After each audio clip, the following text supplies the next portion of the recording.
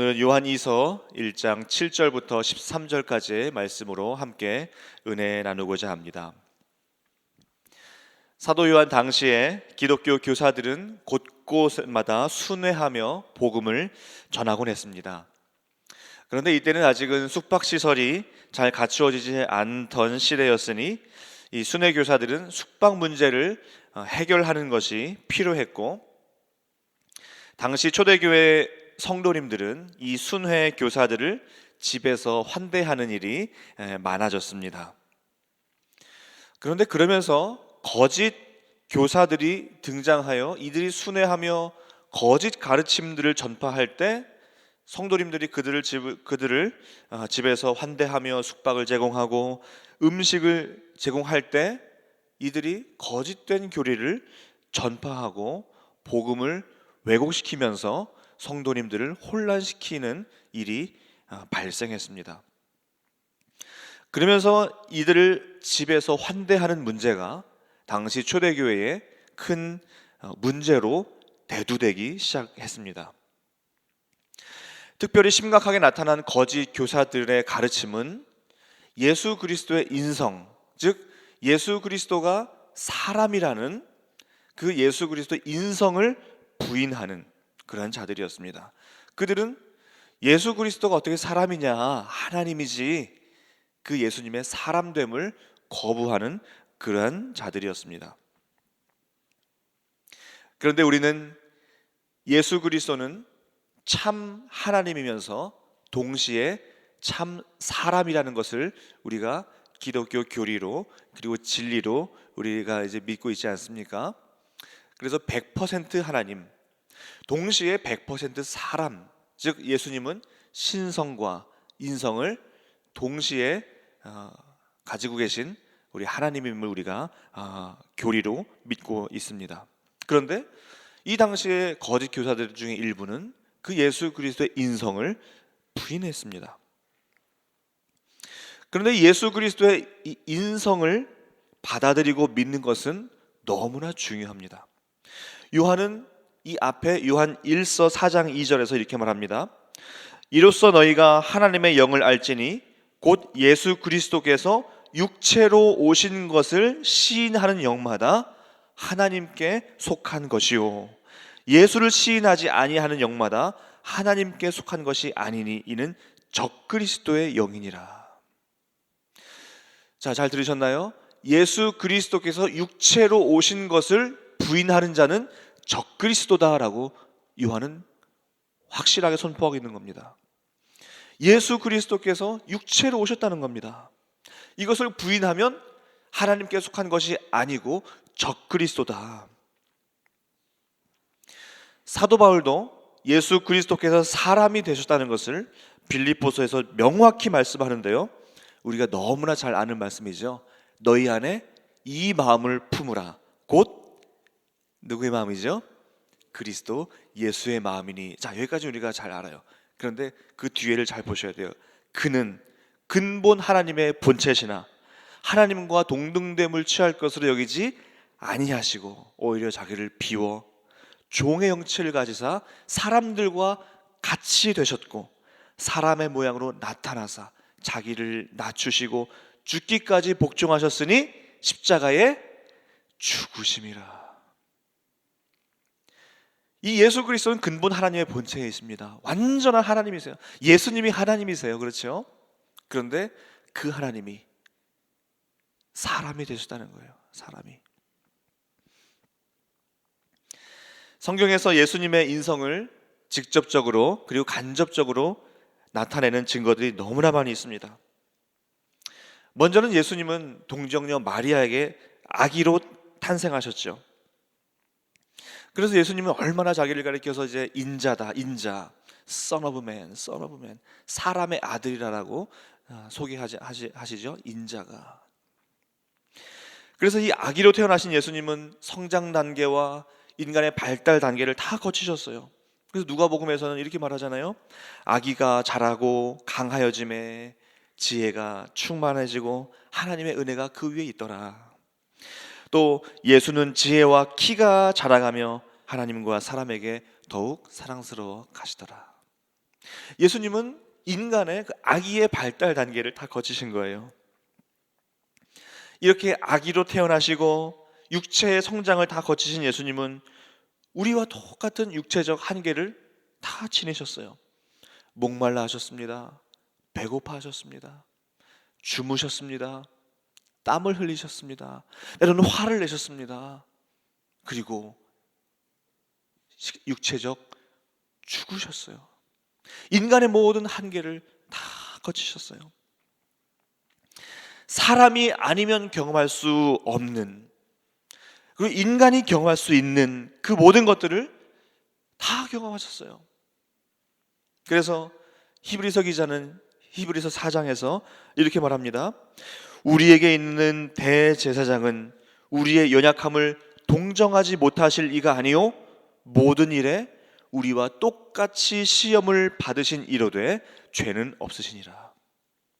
예수님은 우리의 인간의 모든 연약함을 다 경험하셨어요.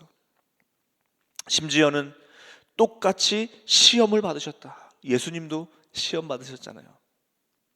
우리 인간의 모든 것을 다 경험하셨어요. 왜냐하면 사람이 되셨기 때문입니다. 예수님의 그 인성, 사람이 되심, 이것은 성경이 명확히 말하고 있는 진리입니다. 그런데 이 예수님의 인성을 부인하는 거짓 가르침들이 계속 1세기부터 지속되어 나타나자 AD 451년에 칼케돈이라는 곳에서 교회 회의가 열립니다. 안 되겠다. 너무나 이 거짓 가르침들이 너무나 많이 나타나는데 우리 모이자. 그래서 교회 회의가 열려요. 그것이 칼케돈 회의인데 그 칼케돈 회의라는 곳에서 이렇게 결정을 하고 신조를 발표합니다. 이것이 칼케돈 신조라는 것인데 이 칼케돈 회의에서 결정한 내용을 읽어드리겠습니다. 우리 주님은 참 하나님이자 참 사람으로서 온당한 영혼과 육체를 가지고 계시며 신성에 있어서는 성부와 동질이시고 인성에 있어서는 우리와 동질이시다. 그는 모든 일에 우리와 한결같으시되 죄는 없으시다. 신성을 따라서는 만세전에 하나님 아버지에게서 나셨으며 인성을 따라서는 이 모든 날 마지막에 우리와 우리의 구원을 위해 하나님의 어머니인 동정녀 마리아에게서 나셨다. 그는 한 분이신 그리스도시요 아들이시요 주님이시요 독생자이시다. 그는 혼합되지도 않고 변하지도 않고 나누어지지도 않는 두 본성을 가지신 분이다. 연합으로 인해 두 본성의 구분이 사라지는 것이 결코 아니며 오히려 한 인격, 한 존재 안에서 각각의 본성이 보존된 채로 동시에 존재하고 있다. 두 본성은 분할되거나 두 인격으로 나누어지는 것이 아니라 오직 한 분이시며 동일하신 아들, 독생자 하나님, 말씀, 주 예수 그리스도가 계실 뿐이다. 비록 새벽이지만 이 신조를 다 읽어드렸어요. 이 얼마나 장엄한 진술입니까? 이 얼마나 위대하고 장엄한 그런 진술이에요. 성령의 그 영감이 성령께서 함께 하시지 않으면 이 같은 결론에 이를 수 없어요. 인간의 지혜로는 이 같은 결론에 이를 수 없어요. 하나님의 성령이 성경 저자들에게 원본 저자들에게 임했던 그 성령의 그 영감이 이 회의 때 임했다고 저는 봐요. 그렇기 때문에 이러한 성경의 진리가 명확하게 교회 회의를 통해서 결론이 난 겁니다. 여기에서 사도신경이 나왔고 이 진리를 지금 우리가 붙잡고 있는 거예요. 그렇다면 왜 우리가 이렇게 예수님의 인성을 인정해야 합니까? 그 이유는 예수 그리스도께서 인간이 되지 않으셨다면 예수님은 우리의 죄를 짊어질 수 없었습니다. 예수님이 하나님의 신성만 가지고 있었다면 이 죄인의 대표가 될 수가 없어요. 죄인의 대표가 될 수가 없어요. 사람이 아닌데 대표가 될 수 없어요. 우리도 한인들의 대표가 되려면 한인이 돼야지 미국 사람이 한인의 대표가 될 수 없잖아요. 우리가 동질이 되어야 된다. 동질이 되어야 돼요. 예수 그리스도께서 사람이 되지 아니하시면 죄인의 대표로 십자가를 짊어지고 모든 죄를 다 짊어지고 죽으실 수가 없어요. 예수님이 사람이 되시지 아니했으면 십자가의 그 은혜가 우리에게 적용될 수가 없어요. 십자가의 은혜가 우리에게 적용되기 위해서는 예수님은 사람이, 하나님은 사람이 되셔야만 했습니다. 예수 그리스도는 완전한 하나님입니다. 그러나 완전한 사람이 되셨습니다. 우리를 사랑하셔서 사람이 되셔야만 했습니다. 이 예수님의 사람이 되심, 이 인성의 교리를 믿는 것이 얼마나 큰 복인지 몰라요. 이건 큰 복이에요. 요한은 요한복음에서 이렇게 말합니다. 영생은 곧 유일하신 참 하나님과 그가 보내신 자 예수 그리스도를 아는 것이니라. 이것이 영생이에요. 영생. 영생은 예수 그리스도를 참 하나님으로, 참 사람으로 아는 것이 영생이에요.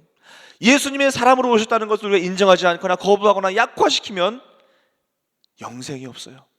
십자가의 은혜가 없다는 말입니다. 이렇게 지금까지 예수 그리스도의 인성에 대해서 말씀을 드렸는데요, 오늘 본문은 우리에게 이 예수 그리스도의 인성에 관련된 실천적인 교훈을 우리에게 몇 가지를 주고 있는데, 그 첫 번째는 자신을 살펴라 하는 것입니다. 자신을 살펴라. 8절에 보시면 너희는 스스로 삼가 우리가 일한 것을 잃지 말고 오직 온전한 상을 받으라. 잘못된 가르침으로 인해서 내 안에 소중한 것을 잃어버리지 말아라. 내 안에 소중한 것을 뺏기지 말아라라고 이야기하고 있습니다. 스스로 자신을 살펴라. 스스로 자신을 잘 살펴서 소중한 그 진리, 소중한 그 구원의 은혜를 빼앗기지 말아라. 두 번째는 지나치지 말아야 합니다. 지나치지 말아야 합니다. 9절에 지나쳐 그리스도의 교훈 안에 거하지 아니하는 자는 다 하나님을 모시지 못하되. 지나치는 거예요. 진리보다 앞서지 말라는 겁니다. 예수님의 하나님 되심을 너무 강조하려다 보니까 예수님의 인성을 부인하는 그 거짓 교사들이 나왔는데, 올바른 교훈을 지나쳐서 넘어가지 말고 교훈 안에 거하라. 교훈 안에 거해야 한다. 말씀을 지나치지 말아라 하는 것입니다. 마지막은 거짓을 환대하면 안 됩니다. 10절에 누구든지 이 교훈을 가지지 않고 너희에게 나아가거든 그를 집에 들이지도 말고 인사도 하지 말라. 그에게 인사하는 자는 그 악한 일에 참여하는 자임이라. 거짓을 받아들이고 거짓과 교제하는 것은 그 악한 일에 함께 참여하는 것이다 하는 것입니다. 이 거짓에 동조하고 심지어 거짓을 묵인하는 것, 이 모든 것 다 거짓에 참여하는 거예요. 우리 안에 이 거짓 교훈을 가지고 들어오는 자들이 혹시 있습니까? 우리 교회는 발붙이지 못해요. 이단의 가르침 우리 교회는 발붙이지 못합니다. 나가시기 바랍니다. 이 이단의 가르침이 우리 교회에 발붙이지 못해요. 나가시기를 바라요. 발 못 붙여요. 이 그리스도의 진리 위에 세워진, 반석 위에 세워진 이 교회 속에 이단의 가르침 들어오지 못합니다. 그 거짓된 가르침에 동조하거나 묵인하거나 그들을 환대하거나 다 거짓에 동조한다고 오늘 말씀하고 있는 거예요. 그들을 환대하지 말라고 되어 있어요. 디도서 말씀에도 이단은 한두 번 훈계한 후에 멀리하라. 한두 번 훈계한 후에 멀리하라. 잘못된 가르침 우리 교회에 들어올 수 없습니다. 그리고 우리 진리 위에 확고하게 서 있는 하나님의 교회입니다. 사도 요한이 왜 이 같은 교훈을 하고 있냐 하면 12절에 보니까 내가 너에게 쓸 것이 많으나 종이와 먹으로 쓰기를 원하지 아니하고 오히려 너희에게 가서 대면하여 말하려 하니 이는 너희 기쁨을 충만하게 하려 함이라. 아멘. 요한이 왜 이것을 쓰고 있습니까? 너희 기쁨이 충만하게 하려 함이라. 요한 1서 1장 4절에도 똑같이 말씀하고 있어요. 우리가 이것을 쓰면 우리의 기쁨이 충만하게 하려 함이라. 이 예수님의 하나님 되심, 이 예수님의 사람이 되심, 이것은 딱딱한 교리가 아니에요. 우리의 기쁨을 위한 것입니다. 예수 그리스도를 참 하나님으로 그리고 참 사람으로 받아들일 때, 그리고 자신을 살피고 진리에 지나치지 않고 거짓을 환대하지 아니하며 진리를 지키는 것은 우리의 기쁨을 위함입니다. 올바른 진리 위에 있을 때에 기쁨이 있습니다. 예수 그리스도를 참으로 알 때 영생이 있고 진리가 있습니다. 거짓 가르침에 속아 넘어가면 그 안에 기쁨이 없어요. 미혹하는 영이 역사할 때 그 영은 황폐해져 가요. 잘못된 가르침에 속아 넘어갈 때 얼마나 그 영이, 가정이, 그 인생이 황폐해져 가는 것을 우리가 보잖아요. 예수 그리스도께서 사람이라는 이 진리는 사랑이요 영생입니다. 하나님께서 얼마나 우리를 사랑하셨으면 사람이 돼서 우리의 언어로 하나님의 사랑을 전달하셨습니까? 얼마나 우리를 사랑하셨으면 우리와 같이 되셔서 우리 연약함을 그대로 담당하셨습니까? 얼마나 우리를 사랑하셨으면 우리를 위해 죽으셨습니까?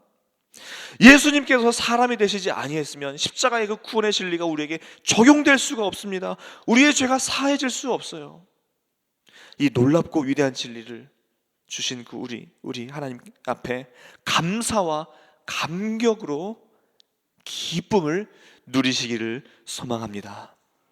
사도 바울이 선언한 이 고백, 예수님은 근본 하나님의 본체시나 하나님의 동등됨을 취할 것으로 여기지 아니하시고 십자가에 죽으셨다. 그 앞의 말씀, 너희 안에 이 마음을 품으라. 곧 그리스도 예수의 마음이니. 예수님이 사람이 되셨기에 우리의 연약함을 담당하고 하셨습니다. 우리도 이제 그 예수님의 마음을 품어야 돼요. 그 예수님 마음을 품는다면 우리도 형제와 자매와 이웃의 연약함을 담당할 수 있습니다. 그들의 아픔을 공감해 줄 수 있습니다. 그들과 함께 내 생명까지도 줄 수 있는 그러한 사랑이 우리에게도 생길 줄로 믿습니다. 그 예수님의 그 구원의 은혜가 오늘도 기쁨과 감격과 은혜로 체험되시기를 간절히 소망합니다. 함께 기도하시겠습니다.